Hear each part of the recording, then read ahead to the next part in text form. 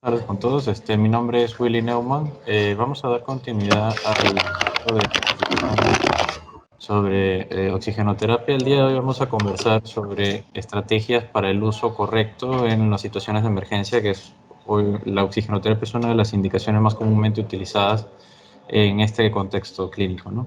Vamos a seguir la siguiente agenda. Vamos a hacer una recapitulación de la teleconferencia anterior. Vamos a recordar algunos conceptos fundamentales sobre ella y vamos a seguir tratando un poco más en detalle algunos datos prácticos, resumen sobre los dispositivos de oxigenoterapia más comúnmente utilizados, cómo titular el oxígeno, cuál debe ser nuestra estrategia en determinadas circunstancias clínicas o determinadas situaciones en contexto de emergencias, hablar brevemente sobre oxigenoterapia domiciliaria, cuándo finalizar la oxigenoterapia y concluir lo más importante de las dos telecapacitaciones que hemos venido realizando, ¿no?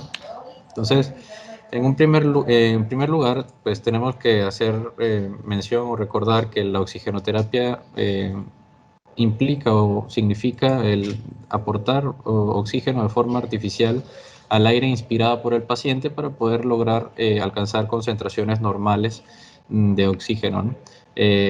A nivel sanguíneo. Recordamos que la concentración de oxígeno ambiental es 21%, por lo tanto, normalmente la oxigenoterapia busca aportarle al paciente una fracción inspirada de oxígeno mayor para poder satisfacer necesidades metabólicas o respiratorias dependiendo del contexto del paciente. Entonces, para esto es importante un adecuado contacto inicial, identificar la realidad del paciente clínicamente, saber si tiene o no tiene signos clínicos de insuficiencia respiratoria. Es quizás el aspecto más crítico y para ello existen múltiples escalas, formas de valorar esto de forma objetiva. Además, pues obviamente es distinto aportar oxígeno a un paciente con una insuficiencia respiratoria tipo 1 hipoxémica o una tipo 2 o hipercápnica, ¿no? Entonces tenemos distintos orígenes de la insuficiencia respiratoria, por lo tanto la oxigenoterapia tendrá más o menos cabida en este tipo de pacientes dependiendo de la situación clínica, ¿no? Por lo tanto, nuestro interrogatorio, nuestra evaluación clínica debe buscar obtener la mayor cantidad de información clínica posible. Y, ¿qué implica esto? Pues identificar todos los signos de dificultad respiratoria, teniendo como síntoma clave la disnea.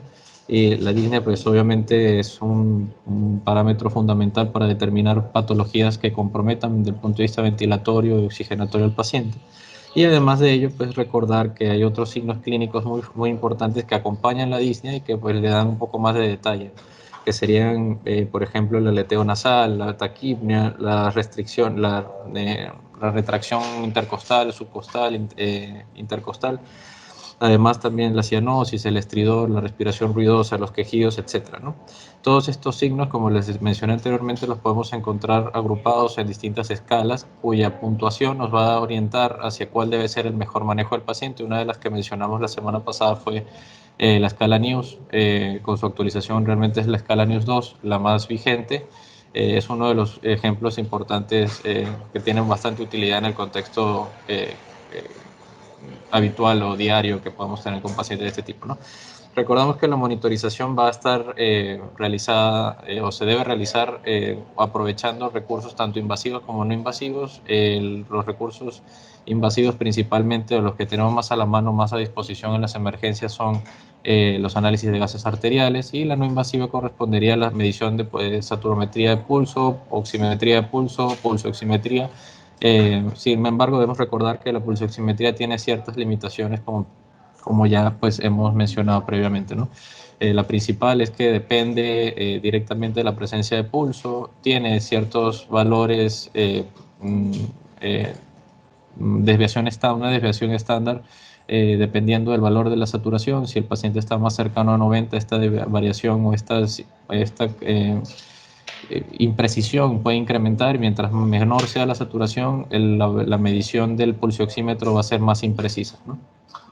Entonces vamos a también recordar las indicaciones para la oxigenoterapia. Pues la indicación global o la indicación general es el tratamiento y la prevención de la hipoxemia, y pues para ello nosotros nos podemos basar en valores de referencia de saturación de oxígeno, que es la forma de monitorización más comúnmente utilizada, ¿no?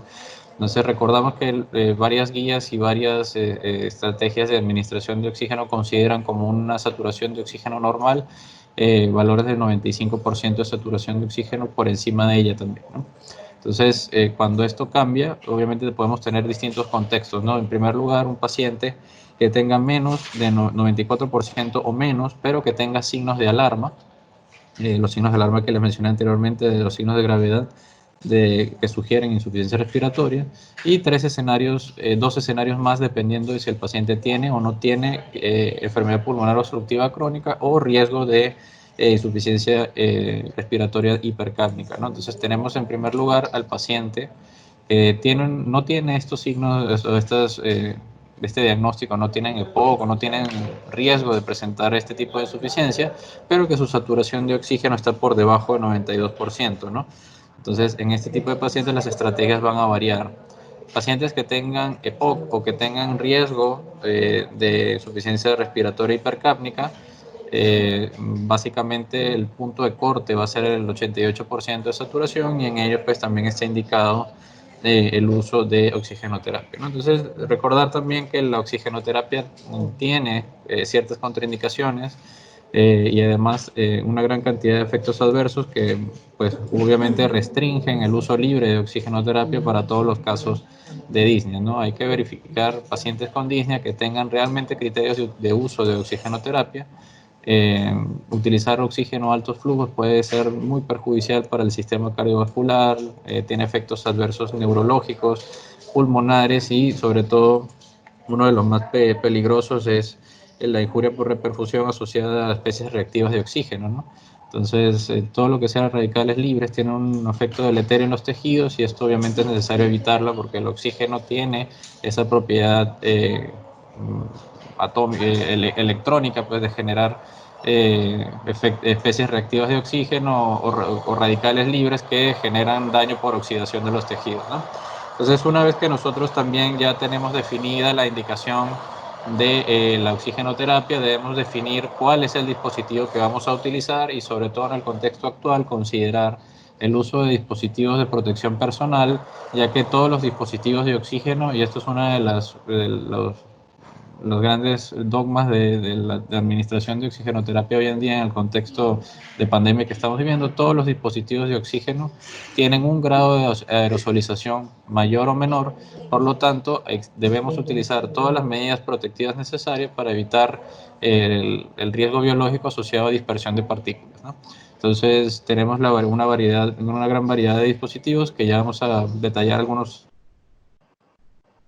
aspectos fundamentales, y lo que nos hablar sobre las estrategias propiamente de oxigenoterapia, o qué es lo que debemos nosotros considerar para hacer el proceso de toma de decisiones, que es básicamente lo más importante del día de hoy. Entonces, ¿qué es lo que deberíamos tener presente, o en qué deberíamos nosotros pensar, o qué nos deberíamos preguntar para poder elegir la mejor estrategia, ¿no? En primer lugar, recordamos que es necesario darnos cuenta que la mejor estrategia no siempre va a implicar una mayor complejidad o una mayor cantidad de recursos. En ocasiones, y en emergencia aplica mucho, medidas simples resuelven grandes problemas. Entonces, debemos partir de esta idea y aplicarla a la oxigenoterapia en cuanto a que debemos ser lo más precisos posible con la indicación, la dosificación. El oxígeno también es un agente terapéutico, por lo tanto tiene una dosificación clara, un tiempo de duración, efectos adversos, todo como si fuera un fármaco, ¿no? Entonces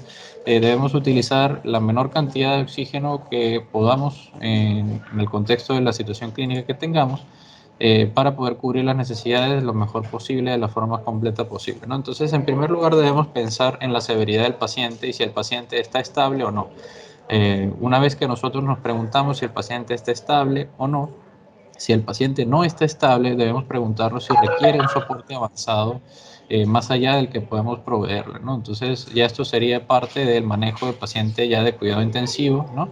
Y lo siguiente que deberíamos preguntarnos es que si el paciente esté estable o no, si debemos preguntarnos dos cosas principales. Uno, y una de las más importantes en el contexto de países en vías de desarrollo, que es la disponibilidad de recursos. Entonces, si el paciente está estable y es manejable en mi área de emergencia, debo preguntarme si cuento con los recursos necesarios para poderle proveer la necesidad o el requerimiento de oxígeno que el paciente tenga, además de el resto de las patologías que debo tratar, porque la oxigenoterapia no es algo independiente de otras condiciones como la hipovolemia, etcétera, ¿no? La sepsis y demás, ¿no? Entonces, debo saber yo si puedo tratar todas las patologías que están concurriendo en ese momento en el paciente para poder saber si tengo posibilidad de resolver o no en el centro donde estoy, ¿no? Eso incluye la necesidad de contar con dispositivos para la monitorización y para el abordaje del paciente dependiendo de lo que requiera, ¿no? En segundo lugar, debemos preguntarnos también la temporalidad del paciente. ¿A qué nos referimos con esto? En primer lugar, si se trata de una patología aguda o crónica. Podemos recibir pacientes tanto que tengan hipoxemia aguda por alguna causa en el momento, por ejemplo, un traumatismo torácico que esté generando un neumotórax a tensión o un neumotórax unilateral, etcétera, ¿no? O en todo caso podemos recibir pacientes ya de edad avanzada con antecedentes de, por ejemplo, fibrosis pulmonar, patologías pulmonares crónicas que tengan un episodio de reagudización, ¿no? Y otra cosa que también implica el tiempo es saber o preguntarnos cuánto tiempo va a requerir el soporte. Si el paciente requiere soporte continuo por más de 24 horas, ya por eso nosotros tenemos que suponer que debe requerir mayor cantidad de recursos para poder resolver la situación, ¿no? Después de preguntarnos estas dos cosas iniciales, debemos preguntarnos también cómo vemos, después de que ya ha avanzado el tiempo, de que hemos empezado la atención del paciente, debemos pensar o detenernos un momento y pensar cómo ha evolucionado desde el momento en el que recibimos al paciente. Si la evolución no es satisfactoria, probablemente va a requerir cada vez más recursos o se requerirán una inversión mayor de tiempo, recursos tanto humanos como materiales para poder resolver la emergencia, ¿no? Saber también si tenemos tiempo para actuar. No es lo mismo tener que abordar a un paciente que tiene un requerimiento inmediato de asegurar la vía aérea, por ejemplo, a un paciente que está ventilando espontáneamente, que probablemente tenga una evolución no adecuada, pero que en tiempo nos permite tener eh, un poquito más de posibilidades de buscar otras alternativas, buscar diagnósticos diferenciales, entre otros, ¿no? Entonces, una vía aérea inminentemente comprometida, obviamente nos va a generar eh, un poco más de necesidad de agilizar la atención del paciente, ¿no? Y sobre todas las cosas, pensar cuánto tiempo lleva ese paciente en hipoxemia, ¿no? No tomar a la ligera que el paciente está respirando mal, no olvidar más bien, más que no dejar de pensar en eso, sino no olvidar que la vida del paciente no empieza cuando llega al área de la emergencia. El paciente probablemente tenga tiempo ya respirando mal y el paciente desconoce realmente que y tiene ya hipoxemia durante un tiempo mayor al que nosotros recién estamos diagnosticando, ¿no? Finalmente, plantearnos ya sabiendo cuánto tiempo tiene evolución, cuánto tiempo tenemos para actuar, qué es lo que necesitamos hacer, pues ya identificar finalmente cuál es el requerimiento del paciente para poder poner todos los recursos necesarios para resolverlo, ¿no? El contexto ahorita de la pandemia, pues obviamente cambia todo esto y pues hay estrategias específicas que no distan mucho de la estrategia general de atención de los pacientes. Sin embargo, pues el contexto de la pandemia nos hace trabajar en situaciones con menor cantidad de recursos, tener que modificar estrategias conocidas, sobre todo, por ejemplo, oxigenoterapia domiciliaria, entre otras cosas, ¿no? Y esto ha modificado los algoritmos, actualmente no hay suficiente evidencia para justificarlos todos, sin embargo, sobre la marcha se va a ir evidenciando si el mayor o menor beneficio de estas modificaciones generadas por el coronavirus, ¿no? Entonces vamos a hacer aquí un resumen. Este material lo van a tener a disposición, por lo tanto no lo vamos a detallar con mayor detalle. Sin embargo, sí hay varias cosas fundamentales de cada uno de los dispositivos que es necesario recordar, ¿no? En primer lugar, los dispositivos o el dispositivo más elemental de todos, la cánula nasal, es un dispositivo de bajo flujo, mejor conocidos como de concentración variable, Es el dispositivo por excelencia para el manejo de oxígeno domiciliario, pacientes crónicos pulmonares que estén estables y para el tratamiento de la hipoxemia leve, ¿no? También es el dispositivo ideal o uno de los dispositivos ideales al momento de hacer transición de las distintas etapas de oxigenoterapia, ¿no? Entonces, al momento de escalar el manejo de la oxigenoterapia, recordar que el destete de la oxigenoterapia no debe ser súbito o no debe ser brusco, debe ser de forma progresiva. Por lo tanto, antes de la finalización de la oxigenoterapia, debe el paciente permanecer con cánula nasal un tiempo, por eso lo llamamos transición, ¿no? Tiene múltiples ventajas, sobre todo la posibilidad de mayor adherencia al tratamiento, ya que le permite al paciente comunicarse, alimentarse, es cómodo, tiene bajo costo, a comparación con las mascarillas, no genera claustrofobia o incomodidad o problemas asociados a la piel que pueden ocurrir con las mascarillas, por lo tanto hay que considerar la cánula como una herramienta de utilidad, sobre todo en estos contextos borderline de pacientes que están crónicamente enfermos, pero que se agudizan de forma recurrente y que tienen requerimientos sobre todo de oxigenoterapia por hipoxemia, bien sea leve en los sanos o en los pacientes crónicamente enfermos que ya se manejan con oxígeno domiciliario. Fíjense que el límite de flujo de los distintos dispositivos varía. Esto quiere decir que en la mayoría de ellos, en los dispositivos de bajo flujo, de concentración variable, el flujo va a condicionar un incremento de la FiO2. Entonces, cada uno tiene su límite. Por ejemplo, la mascarilla simple tiene un límite de flujo de hasta 10 litros por minuto, con una FiO2 límite de hasta 60%. La máscara con reservorio, algunas literaturas lo refieren como que alcanza una FiO2 de hasta el 100%. Sin embargo, otra cosa que es necesario memorizar es que todos los dispositivos de oxígeno de este tipo tienen un grado de mezcla con el oxígeno ambiental, por lo tanto ninguno va a alcanzar 100% de FiO2. Los dispositivos que alcanzan 100% de FiO2 son dispositivos cerrados, sistemas cerrados, pues por ejemplo, intubación orotraqueal con un ventilador mecánico, ¿no? Entonces, la cánula nasal es el dispositivo que mayor cantidad de aire ambiental permite ingreso a la nasofaringe, por lo tanto, a nivel de la nasofaringe hay una mayor mezcla de oxígeno con aire ambiental, por lo tanto, es el que menor FiO2 aporta, a diferencia del dispositivo, por ejemplo, la mascarilla con reservorio, que su forma o la particularidad de la presencia de válvulas sobre su superficie impide el ingreso de aire ambiental en una mayor proporción, por lo tanto la FiO2 que puede aportar a un flujo mayor puede ser mucho más alta, ¿no? Los dispositivos Venturi recordamos que están indicados en pacientes con insuficiencia respiratoria hipercápnica porque permite administrar FiO2 constantes independientemente del flujo. Nosotros podemos compensar el flujo inspiratorio del paciente. Hay pacientes que requieren un mayor flujo inspiratorio sin modificar la FiO2. Por lo tanto, es importante recordar que la hipoxemia la vamos a tratar aportando una mayor concentración de oxígeno y podemos disminuir el riesgo de hipercapnia asociada a la administración de oxígeno, administrando pues concentraciones de oxígeno precisas, y esto se logra a través del uso de válvulas Venturi. Podemos utilizar muchísimo flujo por cualquier circunstancia, ¿no? De forma accidental o indicada para, como les digo, incrementar o compensar el flujo inspiratorio del paciente. Sin embargo, esto no va a modificar la FiO2 que se está administrando según la válvula, ¿no? Entonces, el problema de estos dispositivos es la sensación que generan por justamente la forma de las válvulas. Las válvulas son los dispositivos de colores que estamos habituados a ver, ¿no? De este tipo.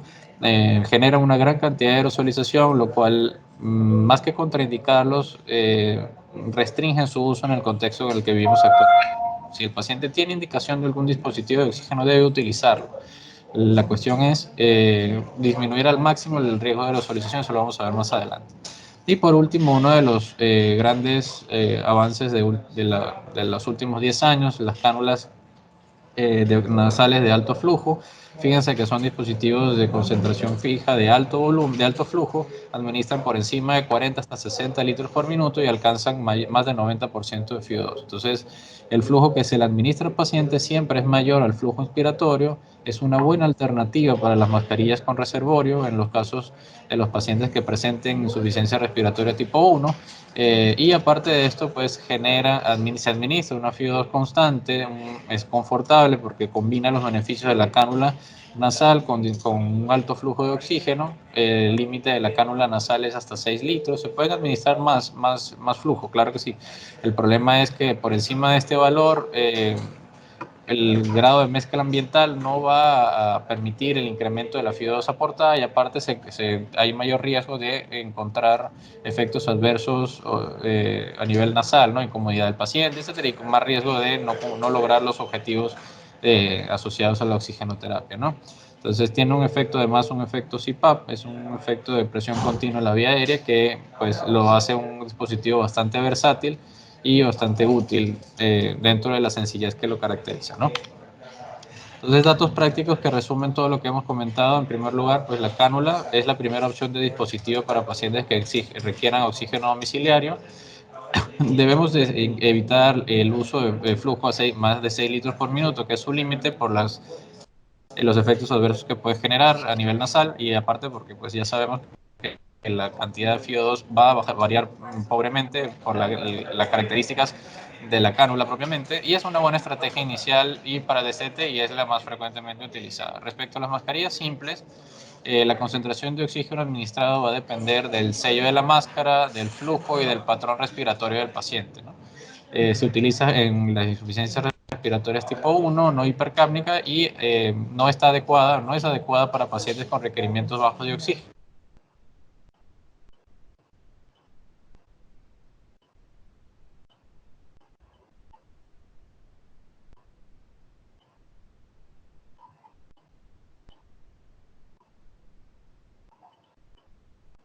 Mayormente se utilizan en situaciones clínicas que requieran o demanden una gran cantidad de oxígeno, por ejemplo, el contexto del trauma, y aquellos pacientes de emergencia que tienen diagnósticos o patologías que no estén relacionadas propiamente con retención de CO2, ¿no? Que no sea la principal causa de su problema respiratorio.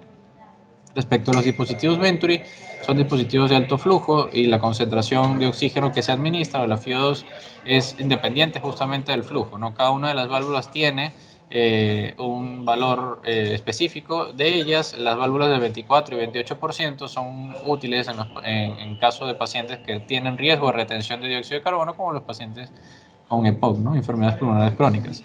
Y aquellos pacientes con frecuencia respiratoria elevada, los dispositivos Venturi nos permiten ajustar el flujo, ya que el paciente tiene un flujo inspiratorio mayor, podemos ajustar el flujo por encima del valor correspondiente al que marca la válvula, ¿no? Entonces, por ejemplo, la válvula de 24, que de 24%, usualmente se recomienda usar a 2-3 litros por minuto. Podemos incrementar, por decir algo, el flujo, ¿no? Por encima, un poco por encima, para poder suplir la necesidad de flujo inspiratorio del paciente, ¿no? Asociada a la taquipnea.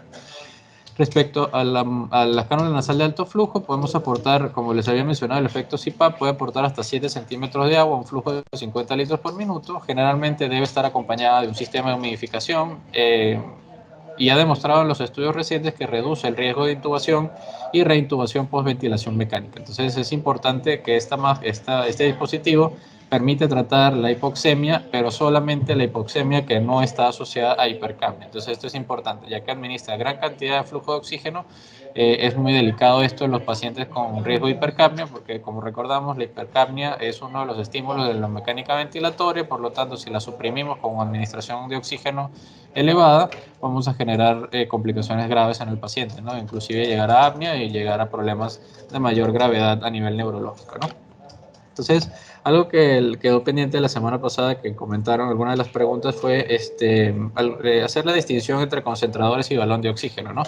Entonces, es bastante sencilla la comparación, ¿no? Sin embargo, en primer lugar, hay que recordar que el uso de ambos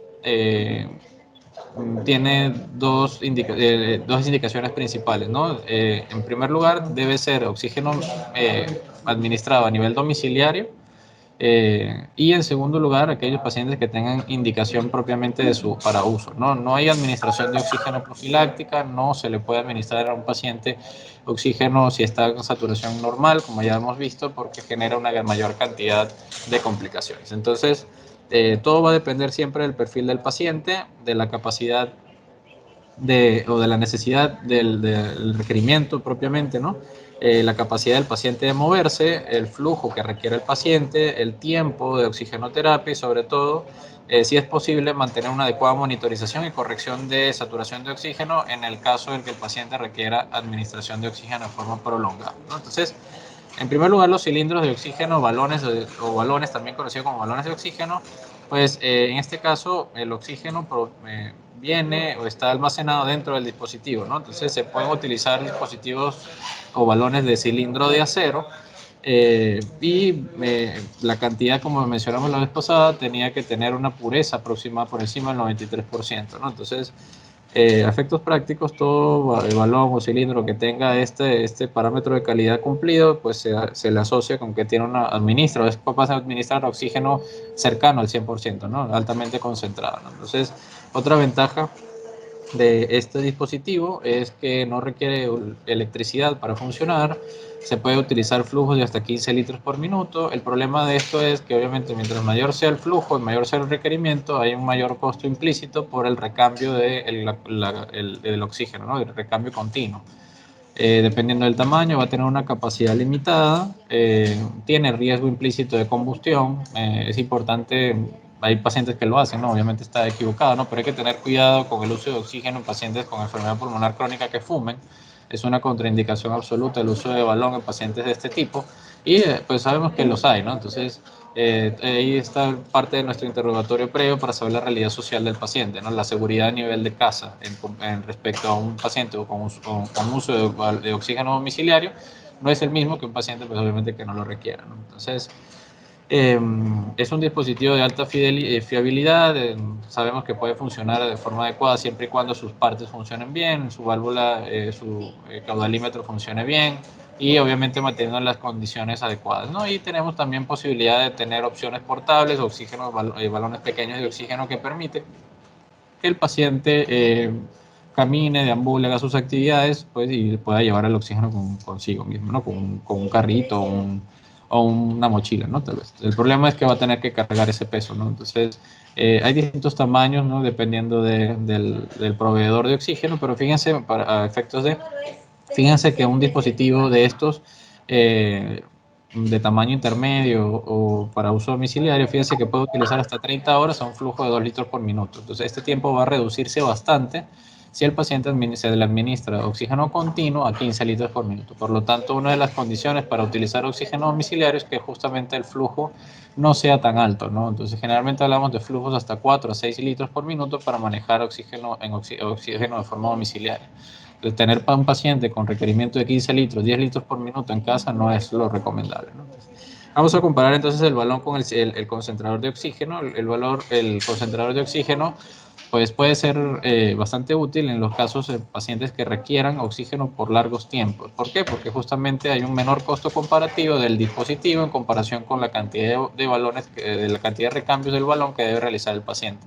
Si es un paciente que tenga hipoxemia grave por un EPOC y requiera de oxígeno domiciliario, es más recomendable que use un concentrador porque al final el costo total de la administración de oxígeno va a ser mayor con los balones, con tanto recambio que va a ser, más que con un concentrador son dispositivos costosos. Sin embargo, tienen una duración prolongada y permiten producir oxígeno de forma sostenida y poder administrárselo al paciente según los requerimientos que tenga, ¿no?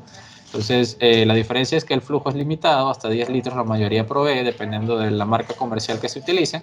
Son fáciles de operar generalmente para, pues obviamente todos los pacientes puedan utilizarlo y administra oxígeno altamente concentrado igualmente, ¿no? Más o menos 90%. El dispositivo contiene un sistema pues, que permite extraer el nitrógeno del aire ambiental y entrega un oxígeno mucho más concentrado, ¿no? Aire más concentrado con oxígeno, ¿no? A estos dispositivos hay que hacerles mantenimiento 1 o 2 veces al año. La mayoría utiliza electricidad y tienen baterías incorporadas, entonces baterías de litio que se pueden recargar y son aquellos que podemos, generalmente son estos que tienen baterías de litio, son esas opciones portables que el paciente puede llevarse en una mochila, puede caminar, hacer sus actividades para oxigenoterapia ambulatoria, ¿no? La mayoría la mayoría de los dispositivos más antiguos producen bastante ruido y pueden producir vibración. Sin embargo, ya los dispositivos más modernos han resuelto esto bastante bien y ya tienen diseños un poco más ergonómicos para la casa, etcétera, para que no molesten tanto, ¿no? Y hay también opciones dentro de los concentradores que permiten administrar oxígeno continuo contra oxígeno interrumpido, ¿no? ¿Esto a qué se refiere? Pues el paciente puede recibir oxígeno tanto cuando inspira como cuando expira, ese es el aporte continuo, o el dispositivo tiene un sensor que puede identificar cuando el paciente inspira y en estos momentos es cuando se administra el aporte de oxígeno. Entonces el oxígeno no se pierde cuando el paciente expira. Obviamente en este momento no está ingresando el gas al sistema respiratorio, por lo tanto sería una pérdida de oxígeno y hay dispositivos ya un poco más avanzados que tienen la capacidad de identificar justamente esto, ¿no? Para optimizar el aporte de oxígeno del paciente. Otra cosa que también me han pedido que hable un poco es sobre estos dispositivos. La imagen que ven a la izquierda es un dispositivo tipo helmet utilizado en Europa, sobre todo en Italia, que son de los que más utilizaron este tipo de dispositivo durante la crisis de abril, marzo, por ahí, que fue bastante grave a nivel de esa zona de Europa. Y a la derecha vemos una imagen de un dispositivo adaptado utilizado en nuestro país, pues obviamente siguen bastante los principios, tienen bastantes principios comunes, ¿no? Entonces, básicamente el dispositivo es una estrategia que puede utilizarse tanto para aporte de oxígeno a alto flujo como para ventilación mecánica, inclusive no invasiva, en pacientes que estén críticamente enfermos, ¿no? Entonces, básicamente se indica, esta indicación está dentro del manejo del síndrome de distrés respiratorio del adulto y ha demostrado que ha reducido la mortalidad y las tasas de intubación, ¿no? Entonces, que es uno de los puntos clave, de los puntos críticos de todos los dispositivos de ventilación no invasiva, ¿no? Prevenir la intubación, evitar la intubación y obviamente toda la morbilidad y mortalidad asociada a ventilación mecánica, ¿no? Entonces, estos dispositivos generan un mejor sello y sobre todo evita todas las complicaciones asociadas al contacto de las interfaces con la cara, ¿no? Entonces hay una mejor tolerancia y una mejor efectividad. Interfaz, me refiero a interfaz al dispositivo que permite o que se enlaza con el paciente para poder administrar el oxígeno, ¿no? Entonces, fíjese cómo funciona el dispositivo, ¿no? Dependiendo si está indicado para administración de oxígeno directo o si está indicado para el uso de ventilación mecánica y ventilación no invasiva, ¿no? Entonces, básicamente, en el primer caso hay una línea de inspiratoria o una línea de ingreso o de acceso del oxígeno que tiene distintos conectores. Sin embargo, lo importante es que de estos conectores hay un conector para oxígeno humidificado dependiendo del requerimiento del paciente y hay otros conectores que se pueden adaptar para la medición de dióxido de carbono o ya para monitorización de otro tipo, ¿no? Y aparte tienen una línea expiratoria. Entonces ese canal línea o canal expiratorio tiene conectado, como ha sido utilizado en el contexto de pandemia actual, debe estar conectado a un filtro viral, tiene posibilidad de conectarle una válvula PIP y este dispositivo pues obviamente depende directamente del sello que haga a nivel de la base. Fíjense que la base del dispositivo tiene un anillo que pues permite, es un anillo medianamente rígido que permite mantenerse fijo por delante y por detrás de la cabeza del paciente, ¿no? Entonces cubre el cuello completo del paciente como un collar. Y todos los que son los anexos se conectan pues en la parte inferior, ¿no? Entonces, fíjense que a diferencia de esto que les acabo de explicar, está la interfase que se utiliza para la ventilación mecánica.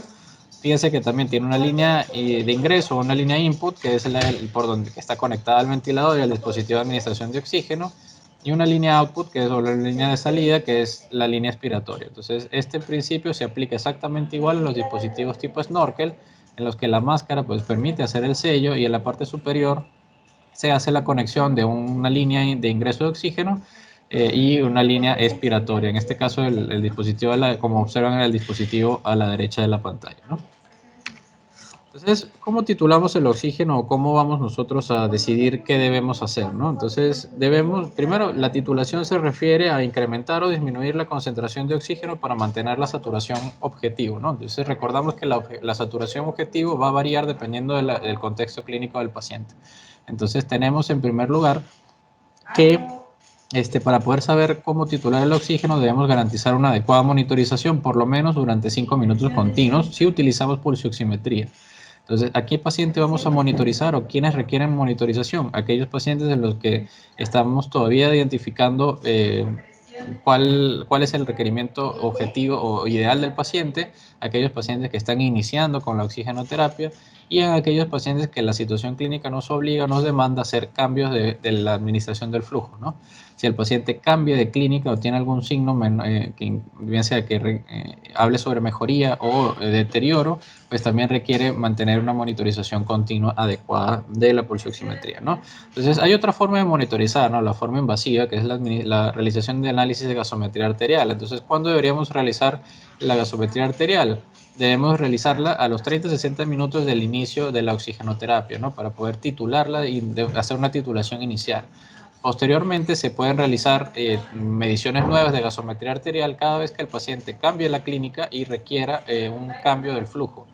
Y sobre todo es importante tener un valor de gasometría arterial en los pacientes que tengan riesgo de falla respiratoria hipercárnica, ¿no? Entonces, este tipo de pacientes con falla respiratoria hipercárnica, recordamos que son aquellos pacientes con enfermedad pulmonar obstructiva crónica. También tenemos aquellos pacientes que tengan, sobre todo estos pacientes con EPOC, aquellos pacientes que hayan tenido episodios previos de una falla respiratoria grave o que hayan requerido bien sea ventilación mecánica no invasiva, etcétera, ¿no? También los pacientes que tengan indicación de oxígeno domiciliario, los pacientes que tengan obesidad, que tengan riesgo de hipoventilación asociada a la obesidad, pacientes con apnea obstructiva del sueño, fibrosis quística, bronquiectasias, desórdenes neuromusculares o para alguna deformidad de la caja torácica, ¿no? Todos estos pacientes tienen riesgo de falla respiratoria o insuficiencia respiratoria hipercápnica por problemas asociados a la ventilación, ¿no? Que es el mecanismo fisiopatológico principal de este tipo de falla respiratoria, ¿no? Entonces, fíjense que en el esquema que observamos a la izquierda es un esquema que podemos analizarlo como que nosotros es variable, es dinámico, ¿no? Podemos analizarlo de esta forma, ya que si el paciente inicia con un requerimiento bajo, siempre puede requerir un requerimiento mayor y una vez que el paciente se estabilice, poder regresar a la etapa o a la estrategia anterior en cualquier momento, siempre basados en la clínica del paciente, ¿no? Entonces, en resumen, nosotros tenemos que la titulación de la oxigenoterapia va a depender de dos cosas fundamentales. En primer lugar, de los signos clínicos y de estos signos clínicos, los signos de deterioro respiratorio y de hipercapnia. Entonces, los signos de deterioro respiratorio van a ser la taquipnia, ¿no? Una frecuencia respiratoria principalmente por encima de 26-30 respiraciones por minuto y la disminución de la pulsioximetría, ¿no? Esto implica una necesidad de un incremento del oxígeno para mantener el valor objetivo, ¿no? Y los signos de hipercapnia o retención de dióxido de carbono van a ser la somnolencia, alteraciones del estado neurológico, cefalea, un flush o un eritema facial, la presencia de asterixis. Y en estos casos, lo más recomendable, si tenemos estos dos tipos de síntomas, ya hablamos de gravedad, tener a la mano pues la medición de unos gases arteriales para hacer el análisis correspondiente, ¿no? Y la saturometría o la pulsioximetría, recordar los valores críticos, ¿no? Dependiendo si el paciente tenga o no enfermedad pulmonar obstructiva crónica. Entonces, ¿qué escenarios podemos tener, no? Entonces, tenemos primero al paciente que tiene riesgo de falla respiratoria hipercápnica, que es el paciente con enfermedad pulmonar obstructiva crónica, ¿no? Entonces, este paciente es el más crítico, porque si administramos, como les dije, si administramos oxígeno en exceso, vamos a generar una evolución tórpida del paciente y eso va a ser una condición iatrogénica, obviamente, que debemos evitar en todo momento, ¿no? Entonces, en este tipo de pacientes debemos tener siempre una gasometría arterial a los 30-60 minutos de iniciar la oxigenoterapia, ¿no? Y luego, cada vez que el paciente requiera un incremento del requerimiento, debe tener un valor de gasometría arterial para poder titular de forma más precisa. En segundo lugar, tenemos a los pacientes ya teniendo un resultado de gasometría arterial, podemos tener un paciente con hipercapnia realmente, pero que tenga un pH normal, ¿no? Entonces, no toda hipercapnia termina en una acidosis, ¿no? Entonces, por lo tanto, este paciente probablemente tiene una hipercapnia crónica, una hipercapnia de largo plazo. Entonces, ya los mecanismos fisiológicos del paciente han compensado esta hipercapnia crónica, por lo tanto, el pH no se altera. Entonces, en estos pacientes debemos mantener igualmente el valor de oxigenoterapia, de pulsioximetría, de saturometría, saturación de oxígeno, mantenerla entre 88 y 92%, ¿no? Y cada vez que el paciente requiera, cada 30-60 minutos, hacer una medición de gasometría nueva, ¿no? Entonces, otra posibilidad es que tengamos al paciente con hipercapnia y con acidosis respiratoria. Entonces, a este paciente igualmente lo que se debe hacer es identificar si tiene o no criterios propiamente para ventilación mecánica no invasiva o ya para intubación orotraqueal, ¿no? Igual si en el caso del paciente no tuviera estos requerimientos, pues el ideal es mantener la saturación de oxígeno entre 88 y 92 como hemos venido conversando, ¿no? Entonces, el paciente, otro escenario que podemos tener es el paciente que necesite oxigenoterapia por hipoxemia, ¿no? Entonces, este paciente también, no tiene hipercapnia. Entonces, este paciente se manejan con los valores estándar, ¿no? De saturometría, de saturación de oxígeno para poder determinar cuál es el valor objetivo. No hay mayor problema con la administración de oxígeno, ¿no? Entonces, lo ideal es mantener la saturación de oxígeno entre 92 a 95% de saturación, ¿no? Y el último escenario es aquel paciente que tenga una adecuada oxigenación y no tenga ni hipercapnia ni acidosis respiratoria, ¿no? Entonces, si está oxigenando adecuadamente, es un paciente que puede requerir una menor concentración de oxígeno y es necesario ya hacer los ajustes correspondientes. Entonces, finalmente vamos a tener que decidir dentro de todos estos escenarios si el paciente requiere una valoración más especializada, por ejemplo, que requiera una FiO2 mayor a 40% o también podemos tener pacientes que puedan tener hipoxemia de forma persistente a pesar de la oxigenoterapia de alto flujo. También podemos tener otro tipo de pacientes que tengan acidosis respiratoria y que tengan ya complicaciones mayores para finalmente pues tener que requerir una evaluación para considerar ventilación mecánica o no, ¿no?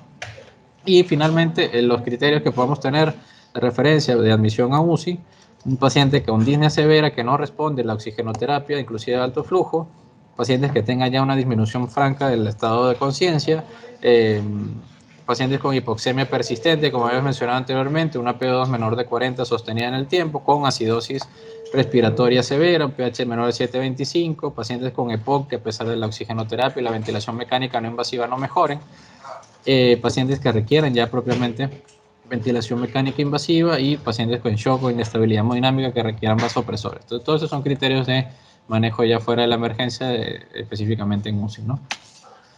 Entonces vamos a concluir ya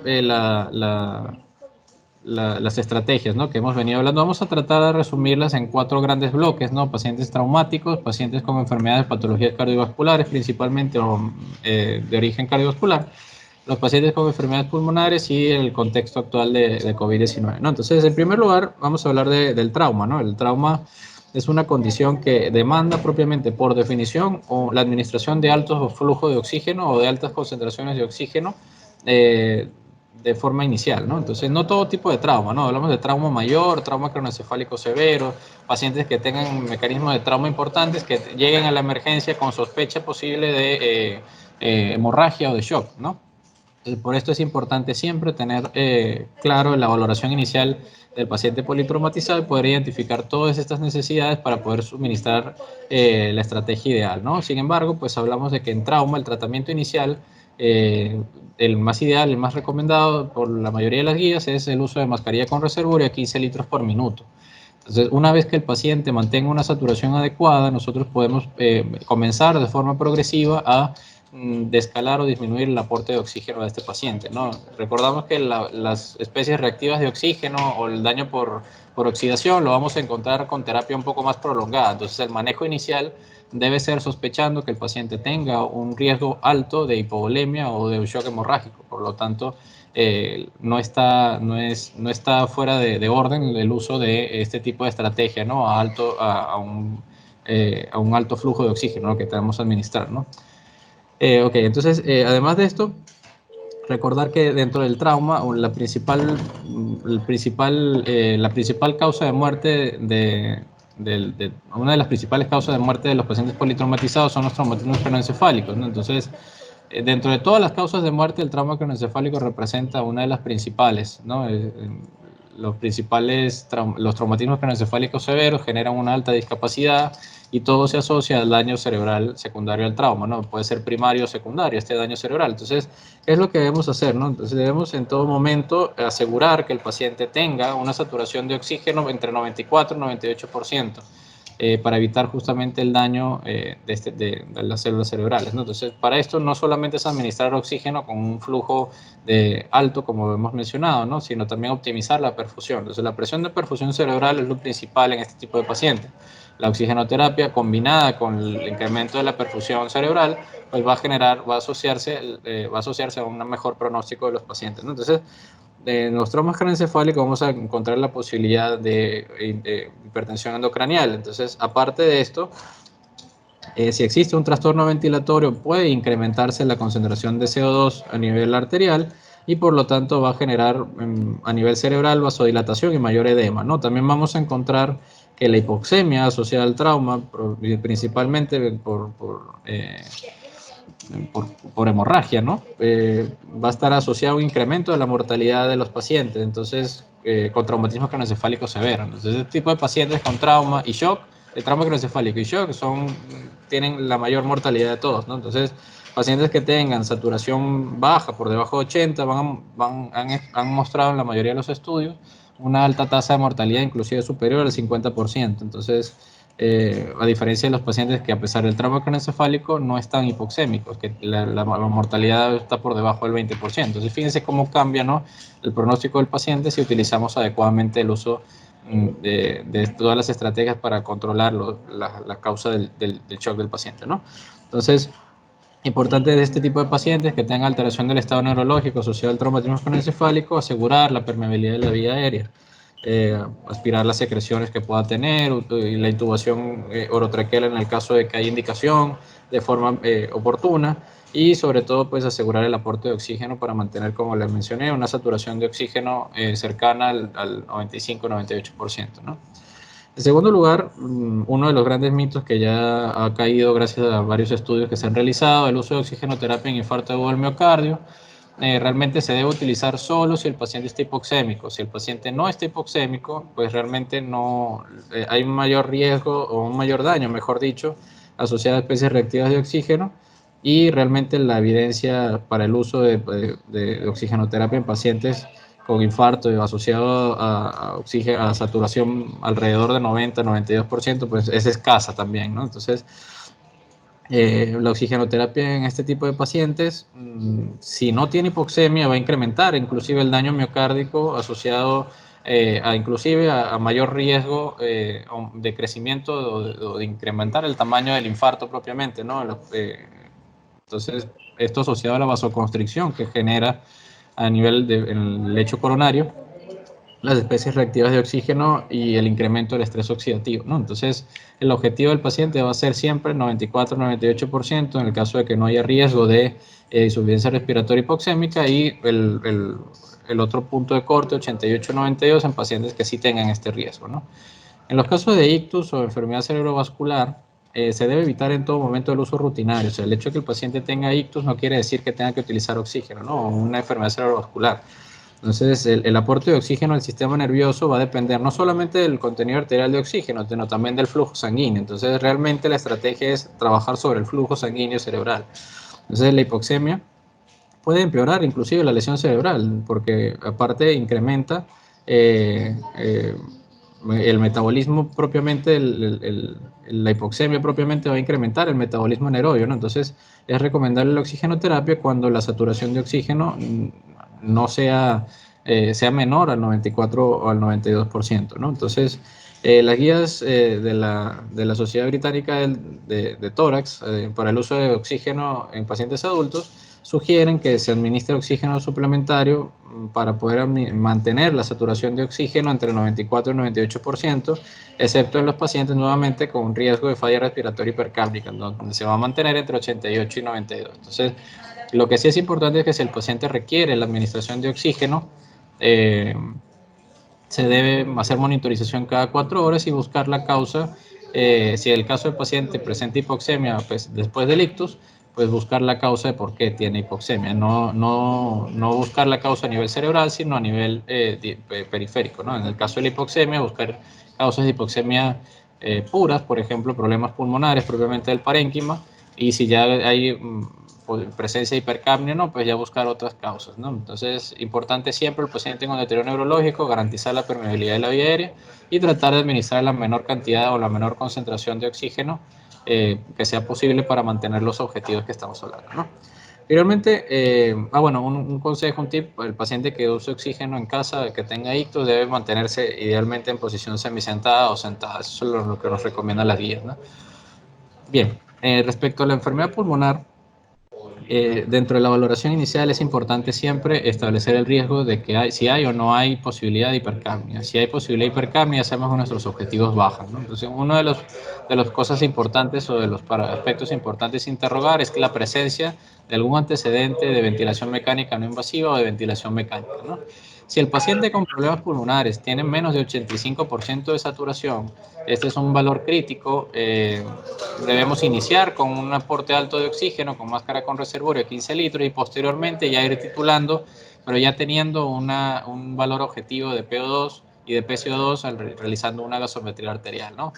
En los pacientes que sepamos que no tengan o que no tengan EPOC o alguna enfermedad así, o que no tengan riesgo de hipercapnia, pero que tengan alguna causa de hipoxemia, debemos identificar precisamente cuál es esta causa, ¿no? Entonces, por ejemplo, hay pacientes que pueden tener neumotórax. Entonces, en los pacientes con neumotórax propiamente, en aquellos que el neumotórax sea mayor del 25% más del volumen del espacio pleural, pues existe un trastorno de la ventilación, ¿no? Asociado, que va a generar la hipoxemia. Entonces, en este tipo de pacientes necesitamos administrar oxígeno altamente concentrado a un alto flujo. Entonces, esta cantidad de oxígeno y esta concentración alta de oxígeno y el flujo van a aumentar la tasa de reabsorción del neumotórax, ¿no? Sobre todo en neumotórax pequeños, no más de 25 o 30% del total del espacio pleural. Sin embargo, si el neumotórax es más grande, hay que considerar la posibilidad del drenaje, ¿no?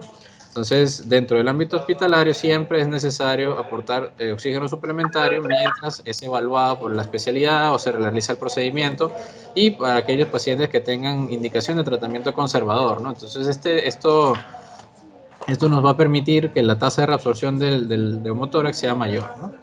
En los casos de derrames pleurales o de patologías que estén asociadas justamente a la presencia de líquido en el espacio pleural, pues es necesario drenar. Si hay presencia de hipoxemia, los derrames pleurales de moderada cantidad pueden agravar una hipoxemia ya previamente existente, y sobre todo en pacientes que ya tienen antecedente de una insuficiencia respiratoria. Entonces, esto va a incrementar la velocidad con la cual el paciente evoluciona negativamente hacia la insuficiencia respiratoria. Entonces, es importante drenar el líquido en el caso de que pues tenga significado clínico, ¿no?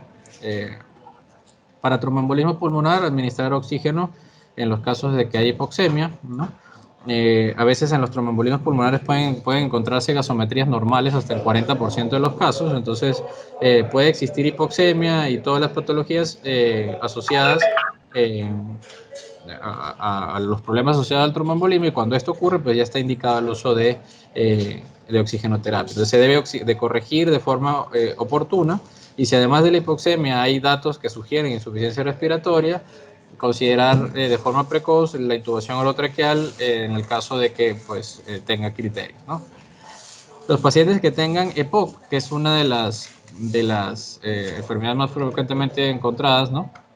Estos pacientes propiamente por su fisiopatología pues, son más vulnerables siempre a episodios repetitivos de insuficiencia tipo 2, insuficiencia respiratoria tipo 2. Entonces, la terapéutica debe ser más precisa con ella. Entonces, debemos basarnos en los resultados de la gasometría arterial y en los resultados de la pulsioximetría, ¿no? Entonces, si tenemos un paciente que está respirando por debajo del 88%, podemos empezar con una cánula nasal a 2 a 6 litros por minuto,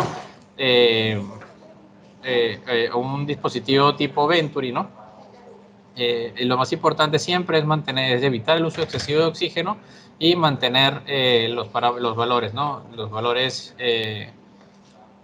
límite, ¿no? En los casos de pacientes con insuficiencia respiratoria hipercápnica, pues siempre mantener el valor objetivo entre 88 y 92% de saturación. Sin embargo, pues tenemos que recordar que la gasometría nos va a hablar de la posibilidad de utilizar oxígeno a una mayor cantidad, a un mayor flujo o con un dispositivo distinto. Si no encontramos alteraciones del pH y la PCO2, podemos incrementar el requerimiento inicial del paciente con EPOC hasta 94-98%, pero debemos haber hecho previamente una gasometría arterial que nos confirme que el pH y la PCO2 están normales.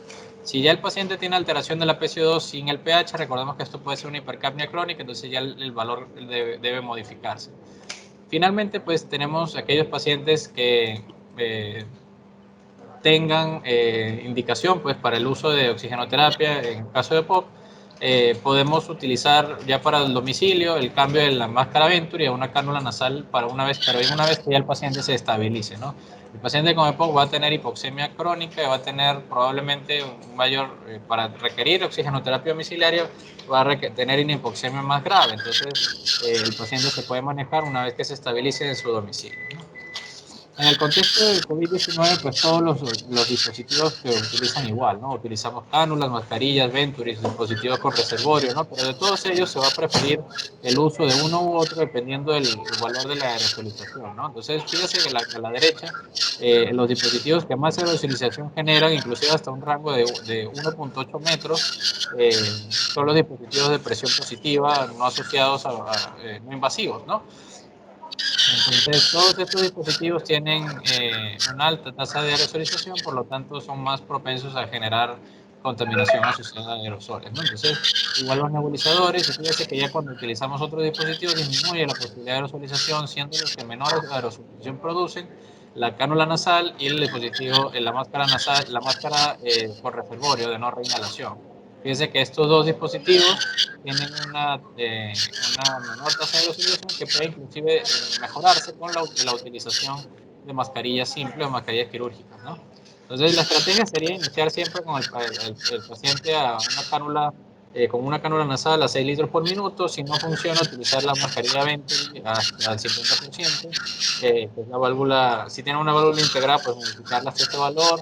En los casos que tengan los dispositivos de colores, la válvula verde es la que se acerca más a este valor. Si esto falla, igualmente podemos utilizar adaptar la estrategia no de SAT, una estrategia de oxigenación y de mantener la oxigenación en estado de apnea, que es la combinación de la cánula nasal con la máscara de no reinhalación. Esta combinación es aceptable de oxigenación apneica, es la estrategia originalmente descrita, utilizada para tenía otras indicaciones, pero se está empezando a adaptar en este contexto y ha tenido buenos resultados. Igual no hay suficiente evidencia que la sustente. Después, posteriormente, el uso de cánulas nasales de alto flujo, pasando ya antes de la intubación, pues por los dispositivos, ¿no?, de ventilación no invasiva, entre los cuales adaptar obviamente al dispositivo Helmet o al dispositivo Snorkel. Y lo más importante es que si el paciente tiene criterio de intubación, no retrasarlo, sino realizar el procedimiento y conectar la ventilación mecánica de forma oportuna. Si nosotros incrementamos el tiempo del paciente en estos dispositivos anteriormente mencionados, incluyendo la ventilación mecánica no invasiva, pues tenemos un incremento de la mortalidad ya demostrado. Pues si el paciente se retrasa la intubación, el paciente tiene más probabilidades de morir, ¿no? Entonces, en resumen de todo lo anterior, vamos a ver, vamos a diferenciar si el paciente tiene una enfermedad crítica que requiera manejo, ¿no? Entonces, ¿cuáles son las posibilidades? Que tengamos un paciente que tenga una patología de requerimiento alto de oxígeno, que son el paro cardiorrespiratorio, que eso tiene sus guías aparte, ¿no? Pero en estos pacientes se debe administrar la mayor concentración de oxígeno disponible. Pacientes con shock, trauma severo, como hemos venido mencionando. Entonces, el oxígeno se puede administrar como estrategia inicial a través de mascarilla con reservorio a 15 litros por minuto. Si el paciente tiene o no tiene riesgo de hipercapnia, ya el manejo se va a realizar en función de los valores objetivos. Entonces, si el paciente tiene circulación espontánea y se puede medir una saturación de oxígeno de forma confiable, la titulación debe hacerse hacia la baja, hacia abajo, para lograr mantener el objetivo de 94-98%. Si el paciente tiene riesgo de hipercapnia, realizar una gasometría arterial y mantener el objetivo entre 88 y 92. Y si llega a necesitar ventilación mecánica, pues llevarlo de la forma más precoz posible cuando hay hipoxemia severa y hipercapnia con acidosis respiratoria. Pacientes que tengan requerimientos moderados, si tuvieran hipoxemia, como por ejemplo la crisis de asma, problemas pulmonares, EPOC, etc., debemos basarnos principalmente en mantener los valores en los límites, ¿no? Si el paciente ingresa con menos de 85% de saturación, la estrategia inicial es el uso de mascarilla con reservorio, alto flujo, 15 litros por minuto. Una vez tengamos el AGA, ya poder hacer la titulación, pero la estrategia inicial es útil la utilización de de aportar grandes cantidades de concentraciones de oxígeno hasta una vez podamos titular, ¿no? Si hay pacientes que no tengan alguna patología que no no tenga requerimiento propiamente, a menos que haya hipoxemia, como por ejemplo infartos, ictus, etcétera, la estrategia inicial siempre va a ser la cánula nasal entre 2 a 6 litros por minuto y posteriormente ir titulando en función del riesgo no de hipercapnia y en función de los valores de saturometría y de gases arteriales en los casos de lo que los requiera, ¿no? Y pacientes que tengan requerimientos bajos son aquellos pacientes que tengan EPOC estable, alguna exacerbación de insuficiencia cardíaca, y en estos pacientes la estrategia inicial, o la mejor estrategia es el aporte de oxígeno a través de máscaras Venturi, ya precisamente administrado, ¿no? La indicación precisa de FIO2 y ajustar en función de que el paciente tenga o no tenga antecedentes de ventilación mecánica o algún signo que sugiera hipercapnia, ¿no? Entonces, el hipercapnia nos va a definir a nosotros el límite, el objetivo de saturación de oxígeno que debemos buscar. Este esquema lo vamos a poder consultar más adelante, no hay ningún problema, pero es básicamente lo que anteriormente habíamos mencionado, ¿no? Con qué dispositivo iniciar dependiendo del valor de saturometría inicial y dependiendo de los valores de gasometría arterial y hacer titulaciones mucho más precisas, sobre todo en pacientes con riesgo de hipercapnia o acidosis respiratoria. Respecto a la oxigenoterapia domiciliaria, es algo que está muy en boga ahorita por la situación actual. Sobre todo las guías han sido diseñadas para el manejo de pacientes con enfermedad pulmonar obstructiva crónica. Sin embargo, pues en este tipo de pacientes me han mejorado la oxigenoterapia domiciliaria, ha mejorado la sobrevida claramente, ¿no? Pero en pacientes estables con hipoxemia severa. Hablamos de pacientes estables, aquellos pacientes que reciben la mejor terapia farmacológica para su patología de base, ¿no? Si el paciente no está adecuadamente controlado, ha sido utilice oxígeno en casa, igualmente este beneficio no se va a lograr. El paciente debe recibir el mejor tratamiento posible y debe estar adecuadamente controlado dentro de los criterios para ello, ¿no? Entonces, la oxigenoterapia domiciliaria es también llamada oxigenoterapia a largo plazo, ¿no? Entonces, este tipo de estrategia pues tiene varias connotaciones, ¿no? Entonces, el paciente, para poder, en primer lugar, determinar si es elegible o no, debe reunir una serie de criterios, ¿no? Entonces, en primer lugar, el paciente debe estar clínicamente estable, debe, en todo caso, haberse registrado una hipoxemia persistente en al menos 2 controles de gasometría arterial, debe recibir el tratamiento médico óptimo y debe tener factores de riesgo reversibles, ¿no? Entonces, también, desde el punto de vista psicológico, el paciente debe estar motivado a llevar el oxígeno a casa y asegurar que pues obviamente su adherencia al tratamiento va a ser la adecuada, ¿no? Entonces, estos pacientes pues habitualmente los vamos a encontrar con una saturación de oxígeno menor del 92%, o en los pacientes que tengan menos de 94 pero que tengan ya daño de órgano por hipoxemia crónica, ¿no? Entonces, en este tipo de pacientes la elegibilidad siempre va a depender de la clínica y debe ser evaluada por lo menos 8 semanas después del último episodio de crisis que haya tenido el paciente, ¿no?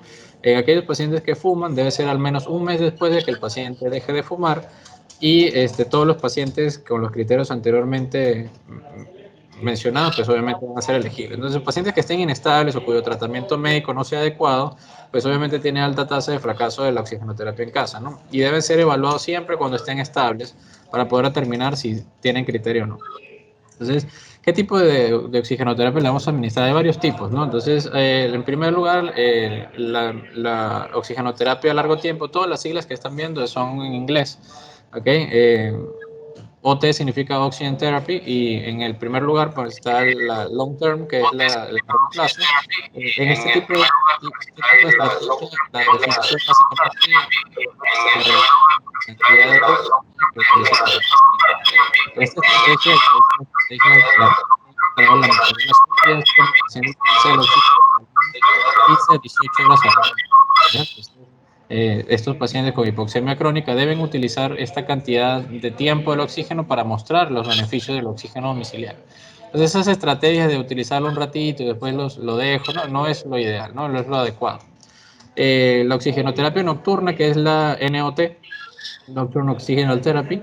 Esta terapia se está indicada solamente la administración en la noche, sobre todo en aquellos pacientes que tienen disminución de la saturación de oxígeno nocturna y ha sido posible su medición, ¿no?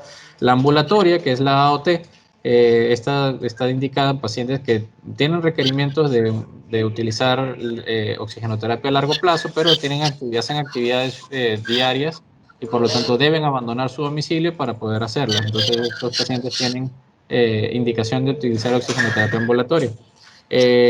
La oxigenoterapia discontinua por tiempos cortos, que es la SBOT, este tipo de estrategia es utilizada para el alivio subjetivo de la disnea, que no se calma con otros tratamientos en pacientes, por ejemplo, que usualmente lo describen las guías, que sienten antes o después de los ejercicios, ¿no?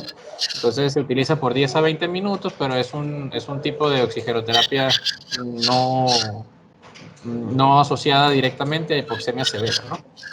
Entonces, y por último, la oxigenoterapia paliativa en cuidado utilizada para la disnea refractaria en pacientes con enfermedad avanzada o enfermedades terminales, ¿no?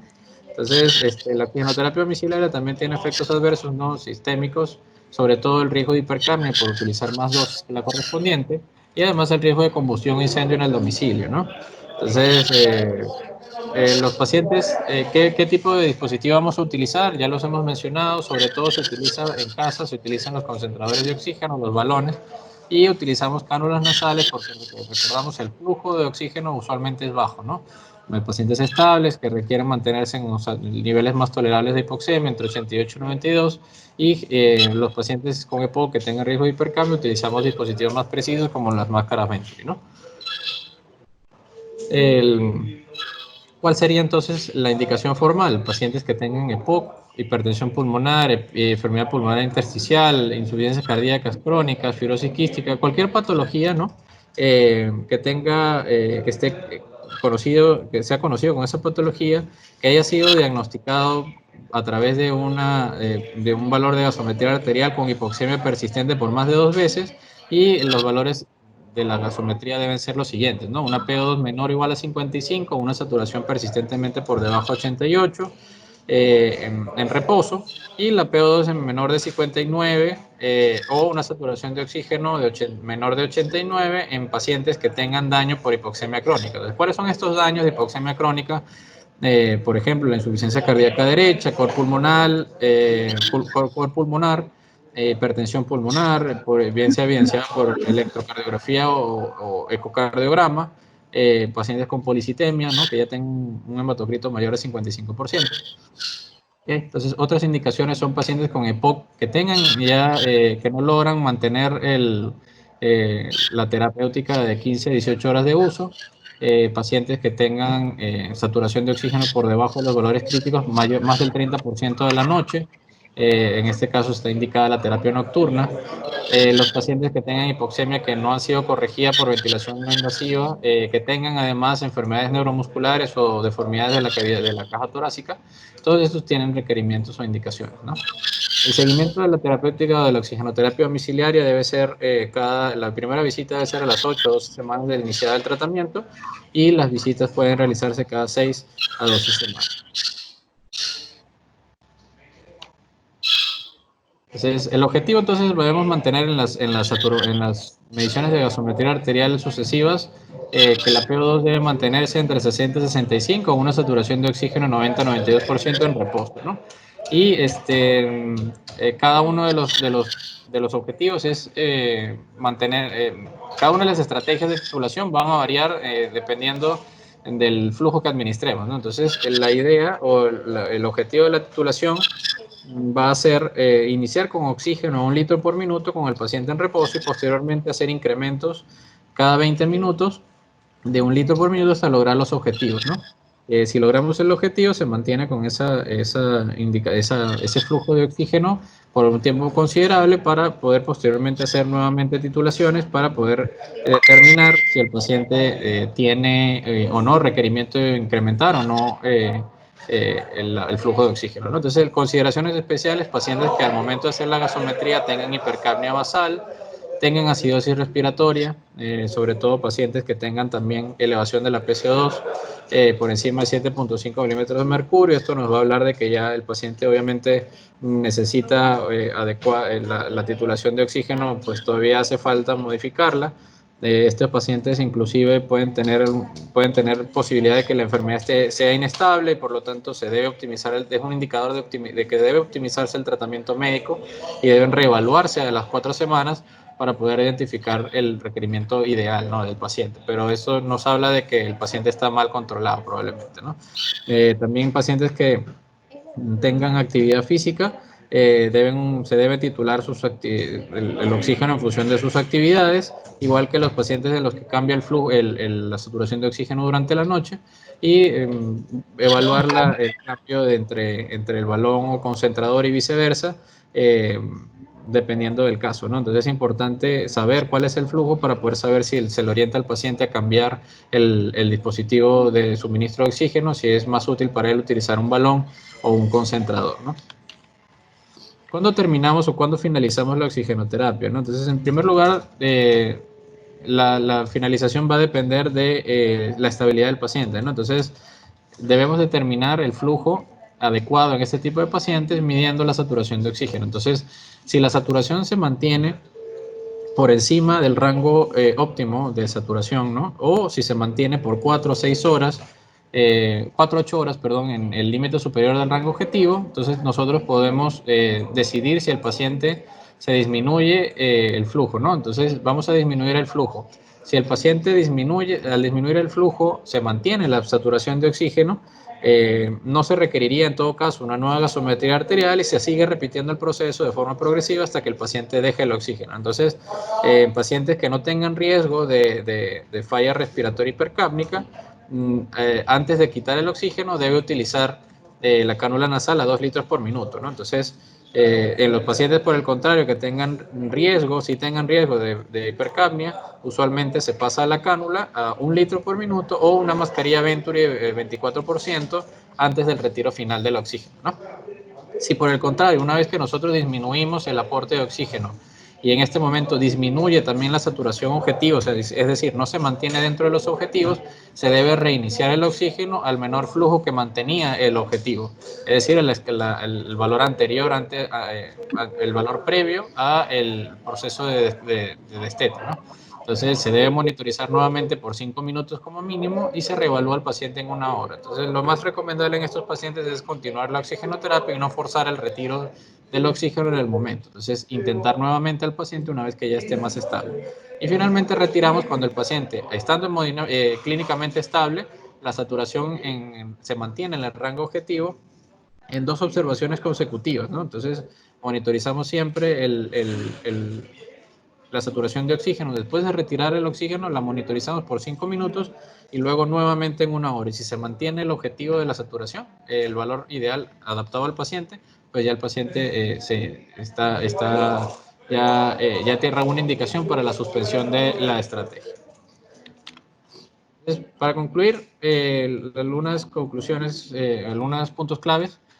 En primer lugar, que la oxigenoterapia pues, es una de las estrategias que más comúnmente utilizadas, es una de las estrategias más comúnmente utilizadas en la emergencia y también es una de las principales causas de daño a pacientes que desconocíamos que tenían riesgo de hipercapnia. Entonces hay una alta tasa de mal uso del oxígeno o de uso de oxígeno sin indicación que debemos revisar. La selección del mejor dispositivo para cada paciente se debe basar en características peculiares como la severidad de la clínica, el tiempo, la temporalidad desde el inicio, la evolución, etcétera, la disponibilidad de los recursos y el objetivo que yo debo lograr.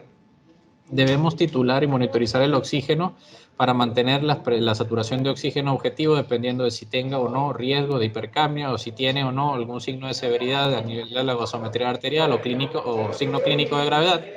Debemos ajustar el objetivo de saturación de oxígeno dependiendo de cada patología y en los casos de las patologías en las que requieran oxigenoterapia, pues obviamente hacer seguimiento, monitorización continua, ¿no? Entonces, una de las estrategias que es la oxigenoterapia domiciliaria es una de las más delicadas, ya que se debe hacer un seguimiento estricto del paciente y la indicación de la oxigenoterapia domiciliaria es importante tenerla clara, ¿no? Pacientes que tengan patologías estables y que sea posible pues mantener el oxígeno en casa sin la presencia de efectos adversos, ¿no? Entonces, si se presentara algún efecto adverso, pues educar al paciente de tal forma que los pueda identificar, o también que identifique el paciente cuando no está siendo efectiva la oxigenoterapia, ¿no? Entonces, los pacientes no van a tener oxígeno para toda la vida, por lo tanto es importante también tener claro cuándo se debe dejar de continuar la oxigenoterapia, ¿no? Entonces, agradezco mucho su tiempo. Ya con esto concluimos este ciclo de dos teleconferencias sobre el uso correcto de oxigenoterapia. Lo más importante de esto es estar atentos a la evaluación del paciente, ¿no? El paciente nos va a decir cuándo requiere o cuándo no requiere oxígeno, ¿no? Entonces, hemos visto que hay varias sugerencias y recomendaciones que es importante que apliquemos en nuestra vida diaria para poder administrar el mejor tratamiento para nuestros pacientes, ¿no? Por último, queda invitarlos al inicio del ciclo de atención del paciente politraumatizado que va a iniciar el día de mañana. Vamos a hacer un ciclo de varias telecapacitaciones sobre el manejo inicial del paciente politraumatizado, cómo resolver los problemas asociados a compromisos de la vía aérea, ventilación y cada una de las esferas de atención del paciente, y algunas otras cosas más que pues los invitamos a que formen parte de esta actividad. Entonces, muchas gracias. Agradezco la invitación nuevamente y agradezco su tiempo de haber permanecido con nosotros en esta telecapacitación.